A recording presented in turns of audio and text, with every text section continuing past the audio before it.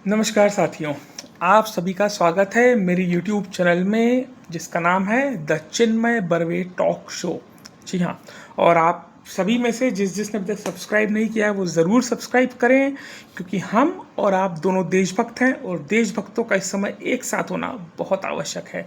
और आज हम बात करेंगे ऐसे ही बहुत बड़े देशभक्त, प्रखर राष्ट्रवादी, क्रांतिकारी, स्वतंत्रता संग्राम सेनानी विनायक दामोदर सावरकर की। जी हाँ, आज 28 मई को विनायक दामोदर सावरकर की जयंती है। और मैं आपको बताऊं, भारत के कुछ बहुत महान क्रांतिकारियों में उनका नाम लिया जाता है। उनका जन्म स्थान महाराष्ट्र के नासिक में भागुर नाम के स्थान पर है। उनके पिता का नाम दामोदर सावरकर था। उनकी माता का नाम राधाबाई था और वे 3 भाई और 1 बहन थे। उनके बड़े भाई जो थे, उनके पिता का स्वर्गवास जब सावरकर बहुत छोटे थे उस समय उनके पिता का स्वर्गवास हो गया था, तो उनका पालन पोषण, शिक्षा, दीक्षा सब कुछ उनके बड़े भाई ने संभाला। इसीलिए वो अपने बड़े भाई को पिता के समान इज्जत देते थे और अपनी भाभी को अपनी माँ के समान इज्जत देते थे।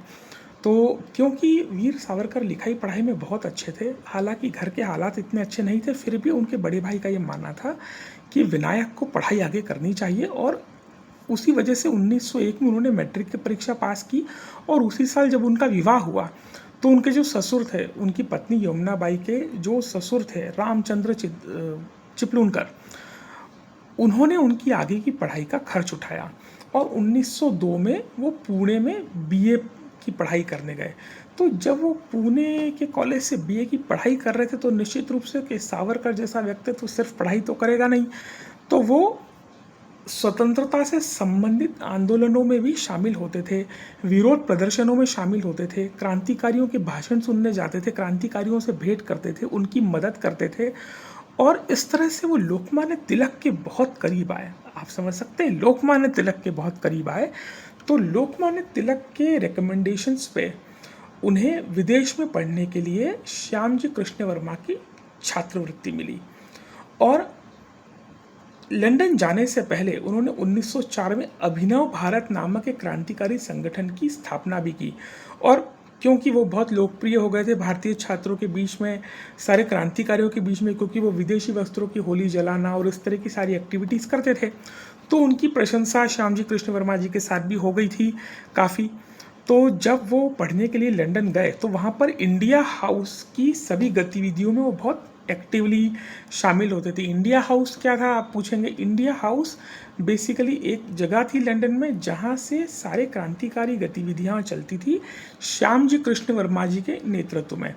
और बहुत बड़े बड़े क्रांतिकारी उस जगह से वो एक्टिविटीज़ करते थे, जिनमें अगर आप नाम लेना चाहें तो मदन लाल धींगरा, भिकाजी कामा, लाला हरदयाल, वीवीएस अय्यर, पांडुरंग महादेव बापट, जिन्हें सेनापति बापट भी कहा जाता है, और वीरेंद्र नाथ चट्टोपाध्याय, ये सारे क्रांतिकारी वहाँ शामिल होते थे।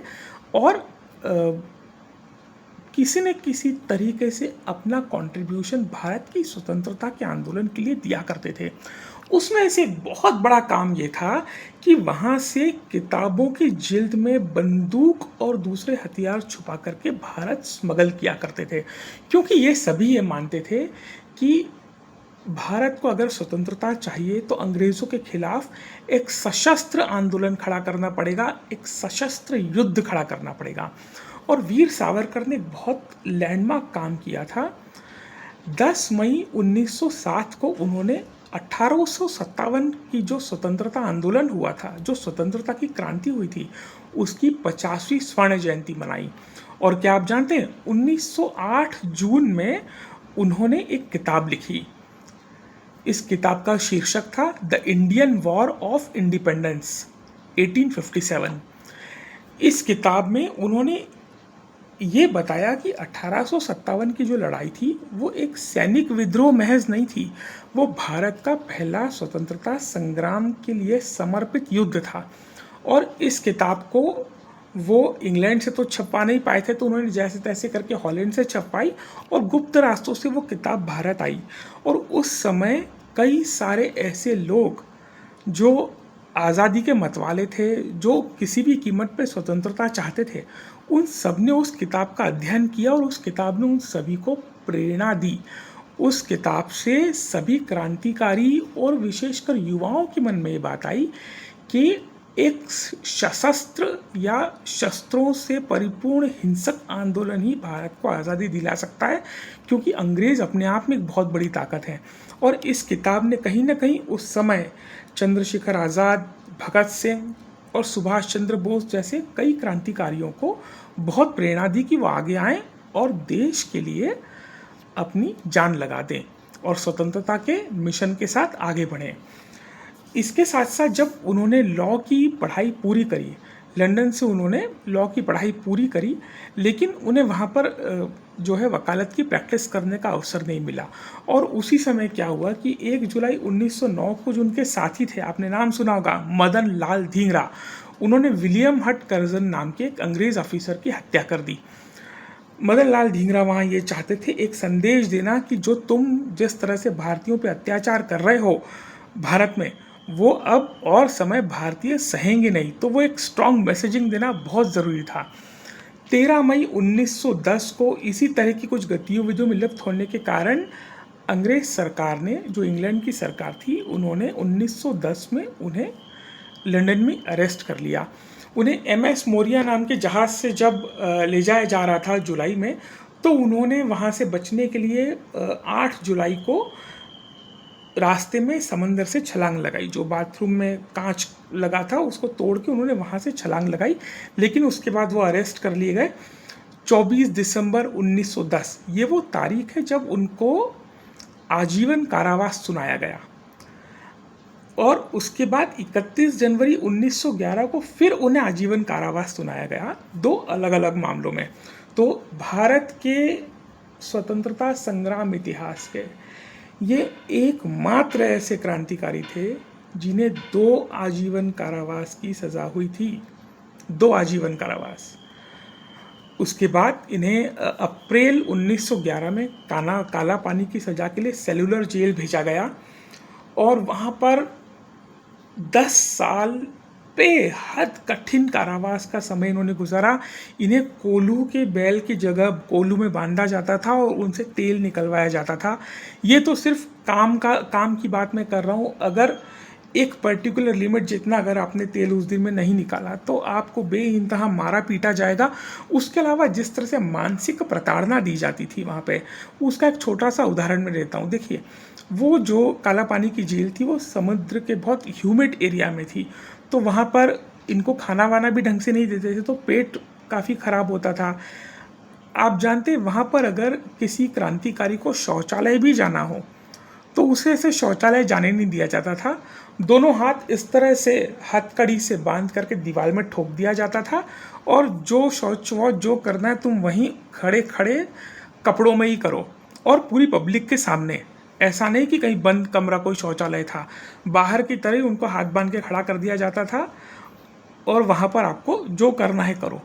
तो इस प्रकार के पीड़ादायक जो सिनेरियो था उसमें उन्होंने 10 साल गुजारे और इन 10 सालों में उन्होंने बहुत बार कोशिश की कि उन्हें वहाँ से मुक्ति मिले। अंततः मई 1921 में उनको अंडमान की सेलुलर जेल से रिहा किया गया। उन्हें रिहा करवाने में MK गांधी और कुछ कहते हैं कि बाल गंगाधर तिलक, इन दोनों का ही बड़ा कंट्रीब्यूशन था। और MK गांधी के रिकमेंडेशन पे ही उन्होंने कुछ माफ़ी एप्लीकेशंस लिखी थी। कुछ लोग उन्हें बहुत बदनाम करते हैं कि अंग्रेज़ों से माफ़ी मांग ली और अंग्रेज़ों से पेंशन लेते थे। उस समय अंग्रेज़ सरकार से बात करने का या अगर आपको कोई भी कम्युनिकेशन करना है तो उसका तरीका ही वो होता था, एप्लीकेशन का फॉर्मेट ही वो होता था कि उसमें लिखा होता था कि मैं सदैव आपका सेवक रहूँगा, सदैव अंग्रेज़ों का सम्मान करूँगा और आपका आज्ञाकारी बन के रहूँगा। और उसके बाद बीच में जो खाली स्थान है उसमें आपको आपकी मांग भरनी है, जो भी डिमांड्स हैं वो उसमें भर के और उनको भेजना है।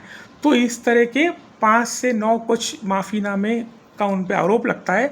लेकिन मैं ये मानता हूँ कि जो व्यक्ति काला पानी जैसी घनघोर सज़ा भुगत रहा है और जो इस विचारधारा का है, जो ये जानता है कि जेल के अंदर रह के वो क्रांति नहीं कर सकता, वो जब तक जेल में रहेगा वो कैदी रहेगा, वो कितना भी बड़ा क्रांतिकारी हो। तो वो इस विचारधारा के थे कि कुछ भी करो लेकिन स्वतंत्र होकर बाहर आओ और इन अंग्रेज़ों की नाक में वापस दम कर दो। तो जब वो बाहर आए उसके बाद उन्हें फिर 1921 से 1924 तक पुणे की येरवड़ा जेल में कारागार बंदी रखा गया। फिर 6 जनवरी 2024 को कुछ शर्तों के साथ उन्हें उस जेल से छोड़ा गया।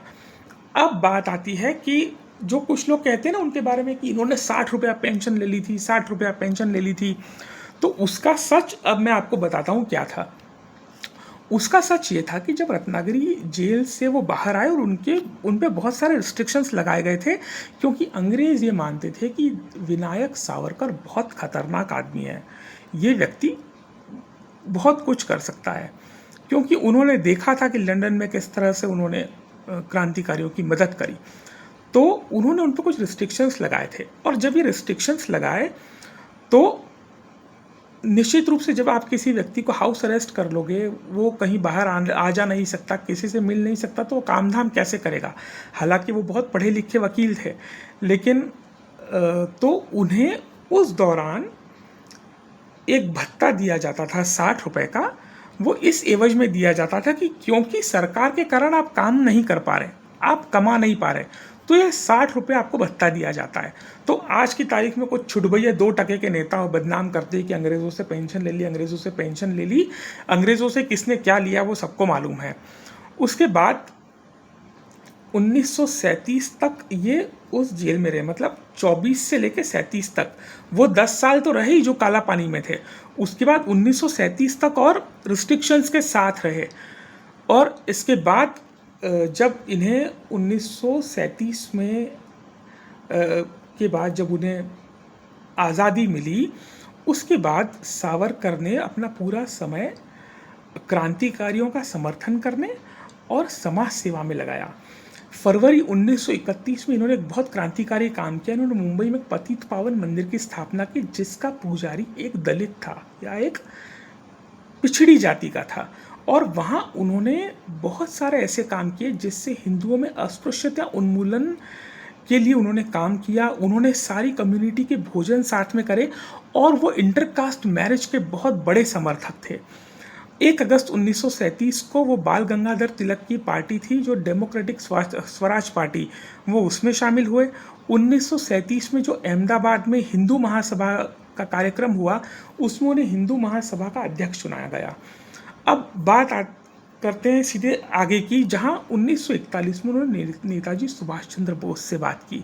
पहली बार उनसे भेंट हुई और सुभाष चंद्र बोस ने उनको बहुत ही सम्मान दिया और उन्हें वो बहुत मानते भी थे। उसके बाद से 1943 से उन्होंने मुंबई के दादर इलाके में रहना चालू किया, जहां उनके भाई बाबूराव, जो बड़े भाई थे, उनका निधन हो गया।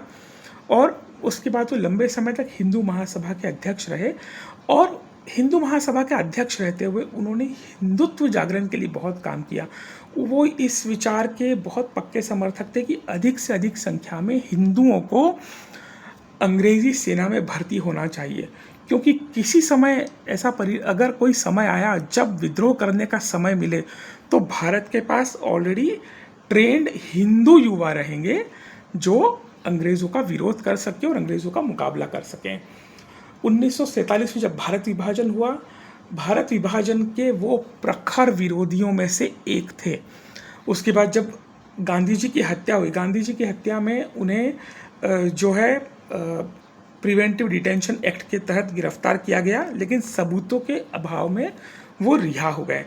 उसके बाद इन्होंने एक बहुत महत्वपूर्ण काम किया था। जब 50 के दशक में आपको पता होगा कि भारत का कुछ हिस्सा, जो गोवा और दादर नगर हवेली वाला जो हिस्सा था, वो पुर्तगाल के कंट्रोल में था।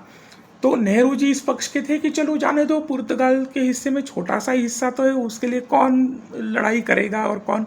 तो उन्होंने युवाओं को प्रेरित किया कि सारे युवा वहाँ के क्रांतिकारियों का साथ दें, और वहाँ के बहुत सारे क्रांतिकारियों का साथ देने के लिए उन्होंने अलग अलग तरीके अपनाए, जिनमें से एक बहुत मशहूर तरीका ये था कि उन्होंने लता मंगेशकर से कहा था एक कॉन्सर्ट करने के लिए, और उस कॉन्सर्ट से जो भी पैसा आया वो उस क्रांतिकारी संगठन को हथियार खरीदने के लिए दिया गया।